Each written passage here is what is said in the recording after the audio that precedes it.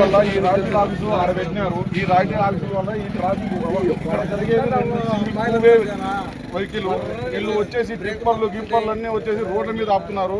Sudden గా వచ్చేసి బైకులు గీకులు కానీ యాక్సిడెంట్ అవుతున్నాయి. దీనికి ఎవరు సమాధానం చెప్తున్నారో నాకు అర్థం కావాలా.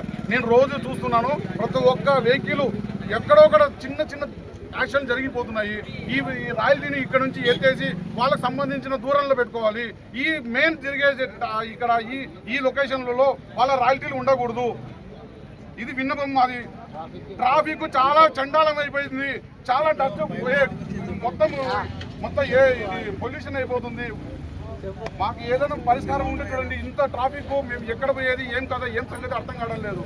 ఈ ఉండేది 2 సింగిల్ వేలు. దీనికి సంబంధించి సైడ్కి నిలబెట్టుకొని సైడ్ రాయల్టీలు కట్టించుకొని ఆ తర్వాత ఏదైనా చేయమని చెప్పండి. వీళ్ళు ఊరికే గుర్తుండేసిన కానీ రాయల్టీలు అని చెప్పేసి రోడ్ల మీద నిలబెట్టేసి రాయల్టీలు కట్టేంత వరకు బండ్లు పంపించకుండా ట్రాఫిక్ చేసుకుంటా ఇది ఏ పద్ధతి అర్థం కావడం లేదు.